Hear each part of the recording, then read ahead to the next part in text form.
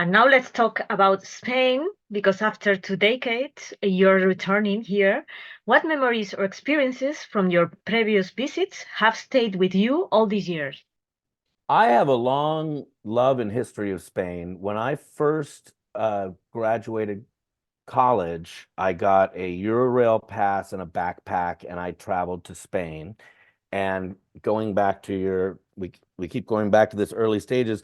What I had was a cassette of the Heart Full of Napalm EP, but when it was just a demo, so it was me and Wayne Kramer. I went to Spain because I wanted to find a Spanish punk rock label to put this stuff out. And I don't know if you know who Kike Termix is, but he was out of Madrid. He ran Roto Records and he was in a band called the Pleasure Fuckers. And he was sort of a big, sort of known punk rock Spanish, record label slash musician guy. So I went to Spain with this cassette and and I had the address off of a Pleasure Fuckers record of Roto Records. And I went to the office and knocked on the door and was like, "Hi, I'm Frank Meyer from America, and I have this demo of my music, and it has Wayne Kramer from the MC5 on it." And Kike was like, "Come on in." And he hung out with me, gave me a beer, he gave me a bunch of music, gave me some CDs, gave me a T-shirt that, if you notice, and there's tons of early Streetwalkin Cheetahs pictures where I'm wearing a Roto Records shirt. And then he took me home. Him and his wife cooked for me, fed for me. He took me out to the bars, took me out to the clubs, let me stay at his place, Taters at El Sol, and took me backstage, introduced me to all the dictators. And I mean, I just was like, I love this place. This is the greatest. So I kept going back to Spain, and then I also traveled all around. I went to Barcelona and other places on that trip. But then later on, the Cheetahs in 2000 and 2002, we toured Spain on some other European tours. And those shows were amazing. We got to play El Sol, which was the place that Kike took me to see the Dictators. And then Kike became our promoter out there, and he put out some of the European and Spanish versions of some of our albums. So I had a lot of fun experiences with him. That's something I always think about. And he promoted a bunch of the Cheetahs shows, but the Cheetahs at El Sol was really cool. We had a great gig with the Schizophrenic Spacers, who are a great Spanish band. We played in Barcelona at a club called Magic that I really liked a lot. And I remember the shows in the Basque Country just being bananas. Like those shows were absolutely insanity. Just so many people and totally wild and beer spilling everywhere. And one time we played on a stage where the show got so crazy that the stage started to split apart. And so I'm standing in the middle with my legs, and the stage is moving away, and my legs are this way, and the microphone's in the middle. I'm moving the microphone, and we're asking the kids in the audience, like, you guys got to hold the stage together, or this whole thing's going to collapse. So it was Spanish people they're crazy. Yeah, I mean in a good way. Yeah. Yeah. And then I've been there a lot recently because I have another band called Trading Aces that are kind of more of like a hard rock band, and we've toured Spain twice recently. So this Cheetahs tour coming up, which starts on March 21st, that will be my third tour in the last 12 months of Spain. My third. So clearly I have a love for Spain, and also my wife is a Spanish teacher. So there you go. Oh, Spanish teacher. Oh. Considering how many times I've been to Spain and that I'm married to a Spanish teacher, I should probably speak way better Spanish. But whatever, listen, I play guitar. That takes all my brain power. Maybe you can say any word, no? There in the concert. Yeah. Oh, I can say enough to get by. I have no problem traveling around Spain with the amount of Spanish I can speak and with the amount I can understand. And I know the keywords, cerveza, baño, that's all you need to Yeah, know. well, cerveza, it's important. And also the key one that most people understand that I always need to say is Yeah. Jameson whiskey. No, Jameson. How do you maintain that balance without compromising either genre? Well, to me, it's all kind of just rock and roll music. I grew up on punk and heavy metal and classic rock, and I always would listen to, the Rolling Stones and Tom Petty, but I would also be listening to the Sex Pistols and the Ramones, and I was also listening to Van Halen and Judas Priest and Black Sabbath. So, when I started playing guitar and writing songs, you know, I think I always sort of did that. And so I don't really have to struggle to maintain it, because if you listen to like my very first band when I was a teenager, we were doing covers by the Sex Pistols and Aerosmith, you know what I mean? And Kiss. So it was like, I think, and that's kind of still what I do. I don't think our band tries to get wrapped up in whether it's one thing or the, you know, we just try to write really good rock and roll songs. The late Greg Shaw, an indie power pop impresario, discovered you. How did this mentorship impact your journey as a band, especially during the early days? When I met Greg, it was sort of well known that he had worked a deal with Iggy Pop and James Williamson to get all of these Stooges bootlegs, like their rehearsal tapes and these live shows. And he was starting to put them out as a series of albums called the Iguana Chronicles. And I was such a Stooges freak. And of course, I mean, I named, you know, the band is called the Streetwalkin Cheetahs, which is named after a Stooges song. So like at some point, I was a young writer and I decided to sort of volunteer. I tracked Greg down and I volunteered to help him catalog and document all that Stooges stuff, because I just wanted to hear it. I didn't even ask him for money to do it. I just was like, I'll help you out with that. And so that's how I met Greg. And I worked on about 4 or 5 of those Iguana Chronicles albums. And I wrote liner notes and helped him kind of figure out the dates and blah, blah, blah. And then at that point, I was doing the Streetwalkin Cheetahs. I'd met Dino Everett from the band, and we'd started the band. And I told him, you know, I have this band called the Streetwalkin Cheetahs, named after a Stooges song. You should come down and check us out. And we were doing mostly covers at that point, which is why we were called the Streetwalkin Cheetahs. But we also had a few originals in, and he came and he really enjoyed us and he signed us on the spot and we started making records. So Greg was an interesting figure in that, like, really he gave us our shot. I mean, we'd only played maybe 8 gigs, and this guy who was a very important music figure came down and saw us and just went, yeah, you're great, I'll put out a record. And we were like, what? So suddenly we had an actual music career. And the other thing that kind of happened to us right around that time, and this is all just luck, was around our third or fourth show, Dino and I went to go see Cherie Currie from the Runaways perform, and her and Sandy West from the Runaways were performing at this club, and we were little Runaways freaks. We loved the Runaways, so we brought our albums to get autographs, and you know, we're in the front row going, "Yay, Cherry Bomb!" And we went up to her after the show and asked for her autograph on, you know, the first Runaways record. And we said, we play in a band called the Streetwalkin Cheetahs, and the first song we ever did at a rehearsal, and this is true, was Cherry Bomb. And she goes, oh, that's so cute. When's your band playing? And we were playing this club called the Coconut Teaser on the Sunset Strip, and we were like, well, we're playing here this Friday. And she goes, oh, maybe I'll come down and sing Cherry Bomb with you boys. And of course, we didn't think she would do that. But sure enough, when we did the gig, Cherie Currie showed up and was like, you want me to jump up and sing Cherry Bomb? We were like, yeah. And she did. And like, that was another thing that just like happened to us really early on, where it was like 4th gig, Cherie Currie sat in with us, did Cherry Bomb, and kind of gave us the stamp of approval. And 4 gigs later, Greg Shaw signed us to Bomp Records, this legendary label. So it was a weird start, because we'd all been in show business for a while, like trying to be getting signed in these bands and like for years and never making it. And then we start a cover band and we get signed within like 10 gigs. It's crazy. Your new releases, including the 7-inch single Crazy Operator and the 10-inch vinyl EP called The Dogs, are exclusive to Europe. Can you tell us more about the creative process behind these tracks?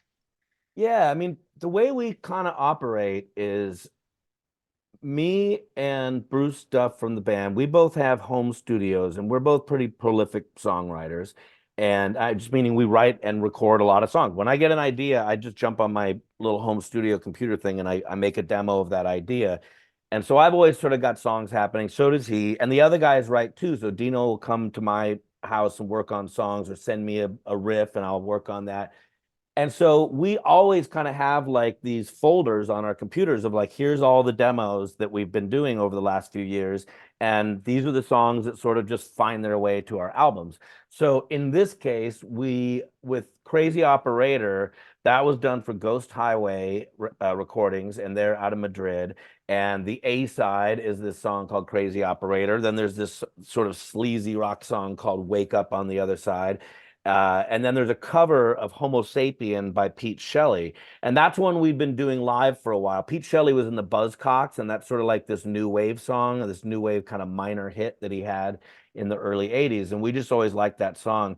So with that one, we kind of just want to make, with that whole, you know, release, which is a 7 inches, like a single, a normal single. We were kind of going for, like, we wanted a really punk rocky A side and a kind of sleazy Rolling Stonesy, New York Dollsy kind of B side, and then, you know, this cover song as well.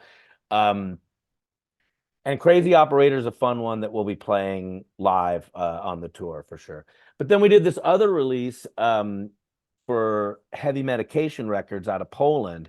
And that's for a song that we'd also been playing live for a while called Call the Dogs. And the power pop song on the B side, or, you know, I mean, one of the other songs, I guess, depending on what format you get it, is called Long Haul. And that's sort of what you were saying before, where it's like we always kind of have these power pop songs and these punk rock songs and these sort of hard rock songs or sleazy rock songs. And we kind of just make sure we mix it up so that everything's kind of getting represented. So yeah, I mean, basically these were the songs that we had been playing live. Usually the way it works is, like, we write a bunch of songs, and then the ones that kind of rise to the surface and end up in the live set, those are usually the ones that we end up putting out on albums or EPs or singles. And then if we need more songs, we have all these other songs and we just pick a few, you know. And you share stages with the White Stripes, Queen of the Stone Age, Turbo Negro, Reverend Horton Heat, Fishbone, and more, no, bands. Yeah. How did you experience that? Well, I mean, for a long time, between, say, 95 and 2002, when the band originally was active, because then we broke up for a few years and reformed. In 2014, we reformed, and we've done a lot of touring since then too. So there was kind of movement happening around the world, or at least between Europe and the States, of all this similar-minded music. And so we all toured with each other. You know what I mean? Like, when all those European bands would come out to the States, we would end up on those shows, or we'd end up on shows with us and the Super Suckers and the Helicopters, or this, you know, all these mixes. And when the US bands would go to Europe, we'd all end up on shows with those bands because we'd all gotten to know each other, or it just seemed logical to a promoter to put these bands together. So that's kind of how all that started. And, like, along the way, like, when we played with the Queens of the Stone Age, it was early on. It was like 97 or 98. It was at a South by Southwest in Texas, and they were on a label called Man's Ruin, which was an indie before they were on a major label. And we were affiliated with Man's Ruin at the time as well. So anyways, and then with the White Stripes, that's a funny one. We were on tour with Wayne Kramer, and on that tour, this was 99, we were the support act. So we would do a set of our own material, and we provided all the equipment. And then we would take a short break and come back with Wayne, and then we would be his backing band, and he would use, and we would use our equipment. So the whole idea was, like, we could take one back line of equipment and both acts and do 2 shows in a row using all the same gear. And then each night in different cities, we'd have different opening bands. We played this festival in Detroit at this club called the Magic Stick, and the White Stripes were not huge yet, but they were big enough. They certainly, in Detroit, were a big band, and Jack White was already kind of an important sort of figure in Detroit. He was also in a band called The Go, who were really good. In any other universe, in Detroit, the White Stripes were certainly a bigger band than the Streetwalkin Cheetahs and would not be opening for us. However, since we were Wayne's backing band and we were using all the same gear, we had it in our contract that us and Wayne always had to be back to back. So the White Stripes ended up opening for the Streetwalkin Cheetahs that night. And I remember Jack White complaining to the promoter or to Wayne's manager or someone, to, like, how am I opening for these guys? You know what I mean? And I don't blame him. Like, I get it. You know what I mean? I would probably be bummed out too, but they were good and it was cool. And that was the first time I saw them, and they were great. I've seen them a few times since. But I definitely remember going, like, I don't know how it is that we're playing after these guys, but okay, whatever. Live on AXLU, received acclaim from Rolling Stone, Spin, and alternative press. Can you share a memorable moment from one of your live performances during that time?